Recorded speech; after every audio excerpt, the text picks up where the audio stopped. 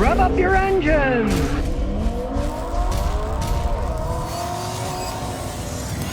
Today I'm going to talk about how revving your car's engine can actually make it run better. Now, I'm not talking about sitting in your car with it just idling and then you rev the engine up and rev the engine up like you're going to do a burnout or something. That's not good for your engine. What I'm talking about is driving it at higher speeds for extended periods of time. In the olden days, we used to call it an Italian tune-up. We old mechanics still call it an Italian tune-up. And for those of you who've never heard of it, an Italian tune-up is driving your car fast on the highway for a while to clean everything out. Now here in Texas it's easy to do because between San Antonio and El Paso there's a stretch of highway that goes 544 miles and the speed limit is 80 miles an hour. Now you don't need to go that fast as long as you do it for an extended period of time. I find anything from an hour to 2 hours driving at that speed really helps clean your engine out, makes your vehicle run better. Now generally you're not going to pay a mechanic like me to drive your car on the highway for a couple of hours since it's $100-something an hour. And anyway,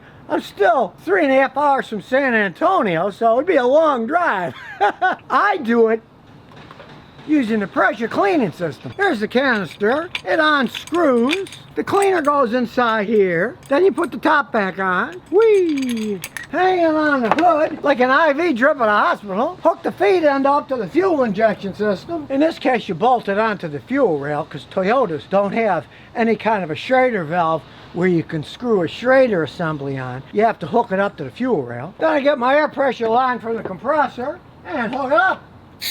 And in this case, I like cleaning them the fastest and the best. So what I do is, I pull out the fuel pump fuse so the fuel pump doesn't run, and then with the pressured air here, that pushes the cleaner into the fuel injectors, and it's running on 100% fuel injector cleaner. And that's where a system like this works a lot better than you pouring cleaner in a gas tank. Because if you pour cleaner in a gas tank, it's all diluted. It's only going to work so much. With 100% cleaner, it's going to do a better job cleaning all the carbon out of the engine. Now, odds are you're not going to have an air compressor. You're not going to buy this pressure system and a cleaner and do something like this.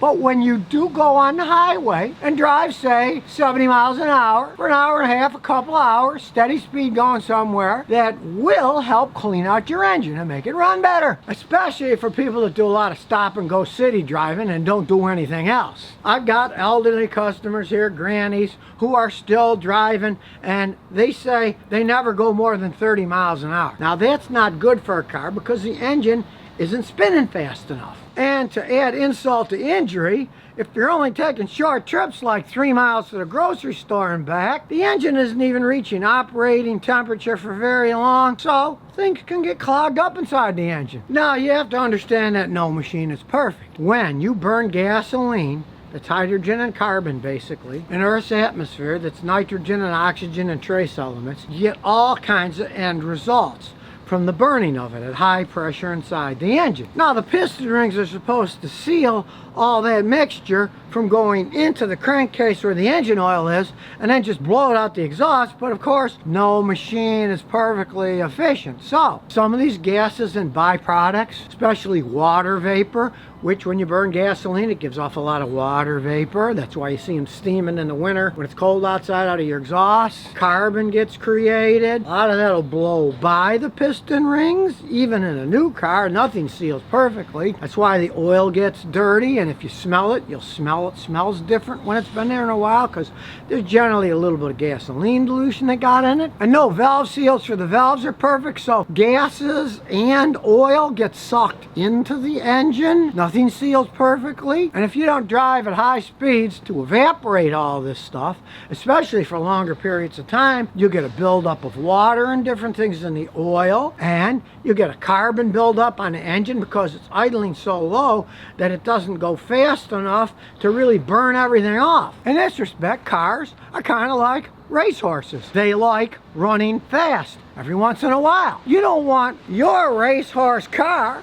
to turn into a big old fat horse lying in the field eating all the time and not exercising. You want to keep it lean and mean. And when you're driving at higher speeds on a highway, everything's heating up, and you might not think it, but gasoline itself is a very good cleaner for your engine going fast, that gasoline burning through it fast and getting nice and hot, that's often just the ticket for a car that isn't running perfectly. As an example, we used to have a Toyota Camry station wagon.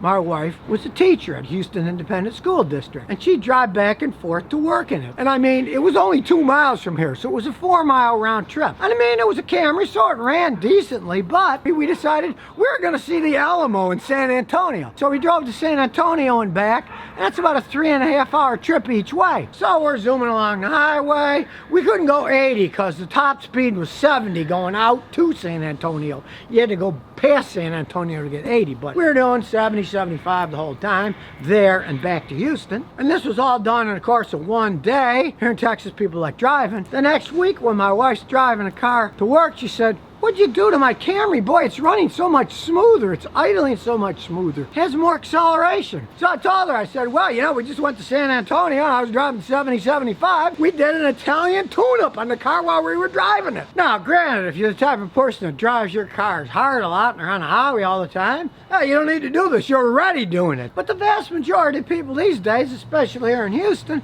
they do a lot of stop and go city driving, and when they do get on the highway, they do a lot of stop and go highway driving because there's gridlock here all the time, especially during rush hour. So it's actually worse if they drive from Houston, say, to Humble, and they're going 35 miles, they might only be going 5 miles an hour doing that. So that's even worse than stop and go city driving because it's mainly stop driving and not too much go. Now, as I say, as a mechanic, I don't have time to do that to other people's cars. You do it to your own car. I use this pressurized fuel injection cleaning system, and it does a pretty good job, but I mean, you gotta buy it, you gotta have an air compressor, you gotta buy the cleaner, you gotta really know what you're doing. Because these cleaning systems use strong chemicals, you gotta know which ones to use. And even then, often, it will trip a check engine light because it's running with pure cleaner, and a lot of times that'll make the engine seem to be not running correctly. It'll trip a code for the computer.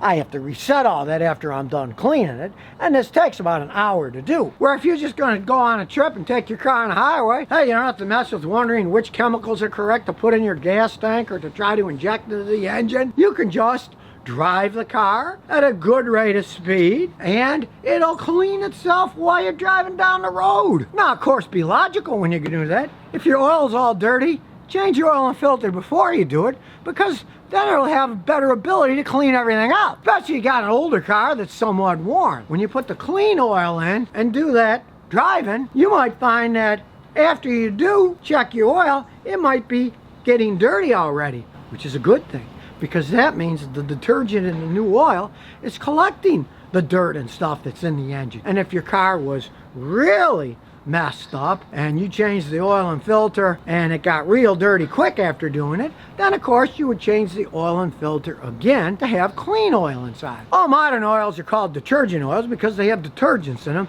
that help clean things up. And what the detergent does is it keeps the crud in suspension. So when you change the oil, the crud goes out with the dirty oil and doesn't build up pockets of sludge like it did when I was a younger mechanic. And engines would just be full of sludge because they had non-detergent oil, and the sludge would just build up everywhere because the oil wouldn't pick it up and carry it around. So if you're hankering to do an Italian tune-up driving on the highway for a couple hours, hey, first make sure the oil filter's clean, make sure your air filter's clean, make sure your spark plugs aren't all worn out, because you want to do this with an engine that's already set up for a tip-top run. Because if you've got an engine that's got bad spark plugs, dirty oil, a clogged air filter, an Italian tune-up is not going to fix your problems, because it's never going to run right during the Italian tune-up on a highway, so it's really not going to fix anything. Now, the whole idea of Italian tune-up is proven by the guys in those big rigs in the 18-wheelers. Generally, most of their driving, the interstate ones especially, is on highways going at highway speeds. That's how those engines can run good, and sometimes they can go 1,000,000 miles. All the wear and tear that happens in stop and go city driving doesn't happen on highway speeds. The engine's cleaning itself out, and of course those guys have a bigger advantage than most people in gasoline cars. They're all diesel engines. Well, diesel fuel itself is pretty much of a lubricant. If you take gasoline, pour it on your fingers, you'll feel that it can clean crud off. Pour diesel fuel on, you'll see it's slimy because it's got more lubricant qualities. So diesel engines, hey, they're even better for going long distances because their diesel fuel is a lubricant, which is yet another reason that diesel engines can change their oil less frequently. Because if gasoline gets into your engine oil, even small amounts, that reduces the lubricant qualities.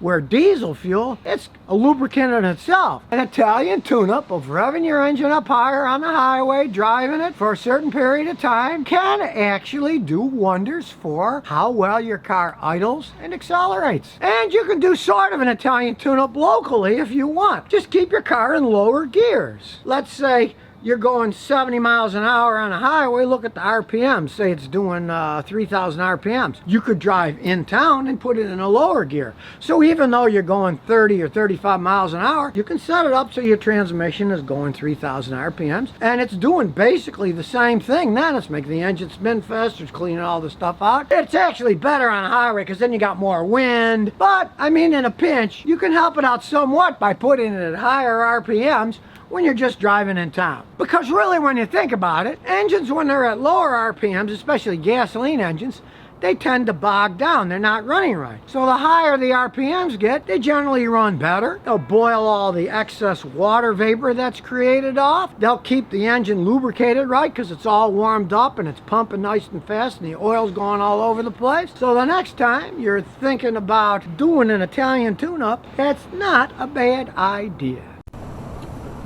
So if you never want to miss another one of my new car repair videos, remember to ring that bell.